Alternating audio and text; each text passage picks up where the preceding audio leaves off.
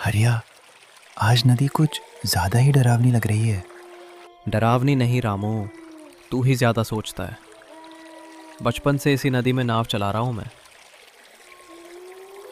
रात के लगभग 10 बज रहे थे। रामू और हरिया नदी के उस पार वाले गांव में कुछ काम से दोनों गए हुए थे, लेकिन वापस लौटते समय देर हो गई थी। चारों ओर घना अंधेरा था, इतना घना कि ठीक से कुछ दिखाई भी नहीं दे रहा था। रामू ने नदी के चारों तरफ नजर दौड़ाई। नदी के किनारे खड़े पेड़ हवा में झूल रहे थे और उनकी परछाइयां पानी में अजीब आकृतियां बना रही थी। लेकिन गांव के बूढ़े कहते हैं कि इस नदी में रात के समय कुछ दिखाई देता है। भूत प्रेत की बातें सब बकवास है। लेकिन जैसे ही उसने यह कहा, अचानक नदी के बीच से किसी के रोने जैसी आवाज सुनाई दी। दोनों चौंक गए। हरिया ने चप्पू रोक दिया। कुछ सेकंड तक दोनों बिना कुछ बोले सुनते रहे, लेकिन फिर आवाज गायब हो गई। सुना तूने यह आवाज? रामू ने कांपती आवाज में पूछा। शायद कोई पक्षी होगा। हरिया ने खुद को सामान्य दिखाने की कोशिश की, लेकिन उसके चेहरे पर भी हल्का डर दिखाई देने लगा था। नाव धीरे धीरे आगे बढ़ती रही। नदी के उस पार बसे गांव चंद्रपुर की कुछ टिमटिमाती रोशनियां दिखाई देने लगी थीं। चंद्रपुर एक छोटा सा गांव था। गांव के चारों तरफ खेत थे और पीछे घना जंगल, जिसके किनारे एक नदी बहती थी। गांव वाले सूर्यास्त के बाद घरों से बाहर निकलना पसंद नहीं करते थे। कारण था नदी के किनारे स्थित पुराना घाट। कहा जाता था कि कई साल पहले वहां एक बड़ी दुर्घटना हुई थी।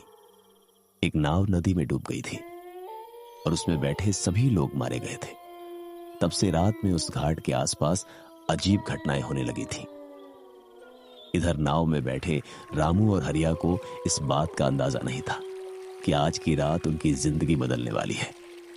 अचानक रामू की नजर नदी के किनारे पर गई। वहां सफेद कपड़ों में कोई खड़ा दिखाई दे रहा था। हरिया, उधर देख। हरिया ने भी उधर देखा। कुछ क्षण के लिए उसे सचमुच कोई दिखाई दिया, लेकिन अगले ही पल वह आकृति गायब हो गई। शायद कोई आदमी होगा, हरिया बोला, लेकिन उसकी आवाज में भरोसा नहीं था। कुछ देर बाद दोनों नदी पार करके गांव के घाट पर पहुंच गए। घाट पूरी तरह सुनसान था। चारों ओर सन्नाटा पसरा हुआ था। सिर्फ झींगुरों की आवाज सुनाई दे रही थी। दोनों नाव से उतर गए। जैसे ही उन्होंने नाव को बांधना शुरू किया, अचानक पीछे से किसी औरत की आवाज आई। मुझे कोई नदी पार कर दो। दोनों ने पलट कर देखा। घाट पर एक औरत खड़ी थी। उसने सफेद साड़ी पहन रखी थी। उसके लंबे बाल चेहरे पर बिखरे हुए थे। रामू ने आश्चर्य से पूछा, इतनी रात को तुम कौन हो? औरत ने कोई जवाब नहीं दिया। वह बस नदी की तरफ देखती रही। बहन, सुबह तक रुक जाओ। रात में नदी पार करना ठीक नहीं। लेकिन औरत फिर भी चुप रही। कुछ क्षण बाद उसने धीरे से अपना चेहरा ऊपर उठाया और तब दोनों के शरीर में सिहरन दौड़ गई। उसकी आंखें पूरी तरह सफेद थीं। रामू डर के मारे पीछे हट गया, लेकिन अगले ही पल तेज हवा चली और औरत वहां से गायब हो गई। दोनों की सांसें अटक गईं। ये क्या था? हरिया के पास भी कोई जवाब नहीं था। दोनों जल्दी जल्दी गांव की ओर चल पड़े।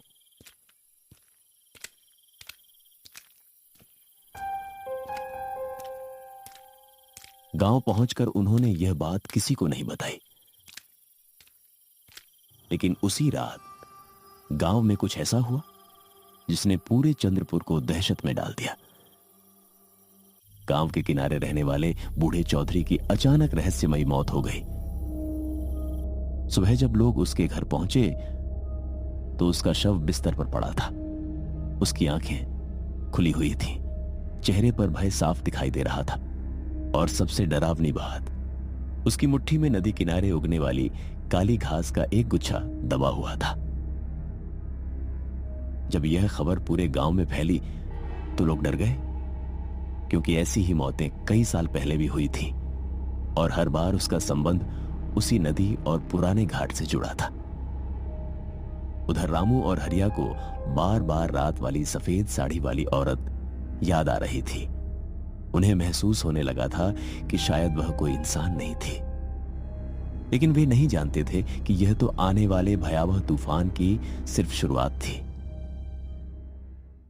क्योंकि अगले दिन शाम होते ही नदी के बीचों बीच एक पुरानी खाली बोट दिखाई देने वाली थी। वही नाव जो 20 साल पहले डूब चुकी थी,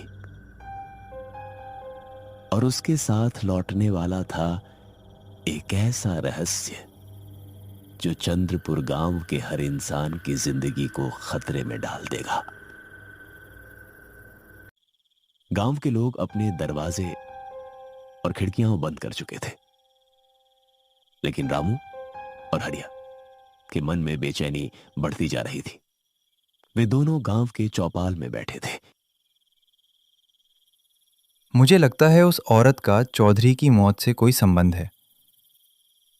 मैं भी यही सोच रहा हूं। अचानक चौपाल के बाहर से किसी के दौड़ने की आवाज आई। दोनों बाहर निकले।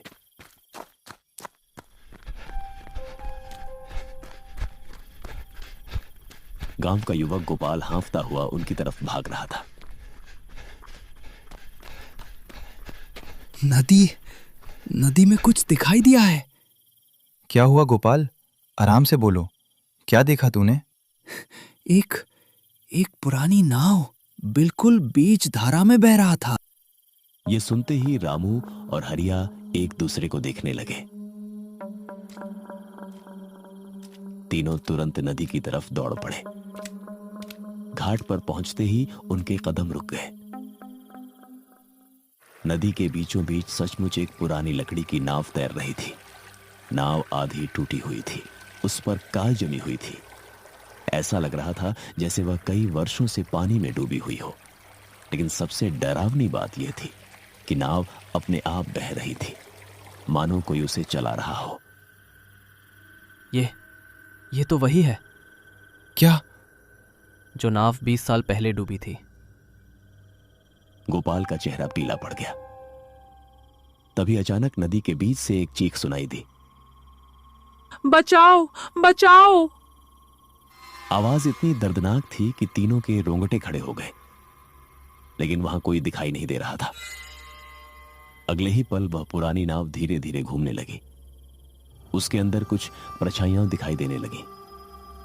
ऐसा लग रहा था जैसे कई लोग नाव में बैठे हों, लेकिन उनकी शक्लें साफ दिखाई नहीं दे रही थी। अचानक एक बिजली चमकी।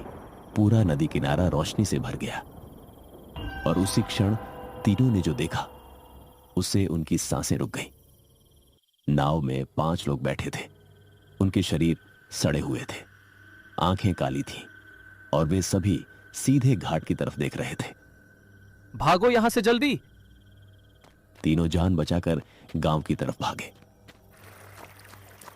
पीछे से नदी में पानी उछलने की आवाजें आ रही थी, मानो कोई उनके पीछे दौड़ रहा हो। गांव पहुंचते ही उन्होंने सारी बात सरपंच को बताई, लेकिन सरपंच ने पहले तो विश्वास नहीं किया। फिर गांव के सबसे बुजुर्ग व्यक्ति बाबा रघुनाथ को बुलाया गया। बाबा रघुनाथ ने सब कुछ सुनकर गहरी सांस ली। वो नाव वापस आ गई है। पूरा चौपाल सन्नाटे में डूब गया। नाव? कौन सी नाव? बाबा की आंखों में डर साफ दिखाई दे रहा था। 20 साल पहले इसी नदी में एक नाव डूबी थी। उसमें कौन था? उस नाव में 5 लोग थे। रामू और हरिया का दिल धड़क उठा, क्योंकि उन्होंने भी 5 आकृतियां देखी थी। बाबा आगे बोले, और उन 5 लोगों में एक औरत भी थी। यह सुनते ही रामू को सफेद साड़ी वाली औरत याद आ गई। उस हादसे की असली कहानी किसी को नहीं पता। क्या हुआ था उस रात और क्या कहानी है? बाबा कुछ बोलते उससे पहले अचानक चौपाल की खिड़की जोर से खुल गई। तेज हवा अंदर घुस आई। दीपक बुझ गया। पूरा कमरा अंधेरे में डूब गया और फिर एक औरत की हंसी सुनाई दी। सबके शरीर कांप उठे। हंसी बिल्कुल पास से आ रही थी, लेकिन कोई दिखाई नहीं दे रहा था। कुछ सेकंड बाद हवा रुक गई। दीपक फिर जलाया गया, लेकिन बाबा रघुनाथ गायब थे। अरे बाबा, कहाँ चले गए? सब घबराकर एक दूसरे को देखने लगे। पूरा चौपाल सन्नाटा हो गया, लेकिन उनका कहीं पता नहीं चला। पूरे गांव में दहशत फैल गई। रात और गहरी होती जा रही थी। उधर नदी किनारे काले बादलों के बीच चांद छिप चुका था। अंधेरा इतना घना था कि कुछ भी ठीक से नहीं दिख रहा था। तभी पुरानी नाव धीरे धीरे घाट की तरफ बढ़ने लगी। उसके अंदर बैठे सड़े हुए लोग अब साफ दिखाई दे रहे थे। उनकी आंखें खुली हुई थीं और उनके चेहरे पर भयानक मुस्कान थी। नाव आखिरकार घाट से टकराई। कुछ क्षण सन्नाटा रहा। फिर नाव के अंदर से एक आकृति बाहर निकली। उसके कपड़ों से पानी टपक रहा था। उसकी गर्दन एक तरफ मुड़ी हुई थी, लेकिन वह चल रहा था। उसके पीछे बाकी 4 लोग भी उतर गए। सबसे आखिर में सफेद साड़ी वाली औरत बाहर आई। उसके चेहरे पर अजीब मुस्कान थी। वह नदी की तरफ मुड़ी और फुसफुसाई, आखिरी सफर अभी पूरा नहीं हुआ है। उधर गांव में रामू को नींद नहीं आ रही थी। रात के लगभग 12 बज रहे थे। अचानक उसके दरवाजे पर दस्तक हुई।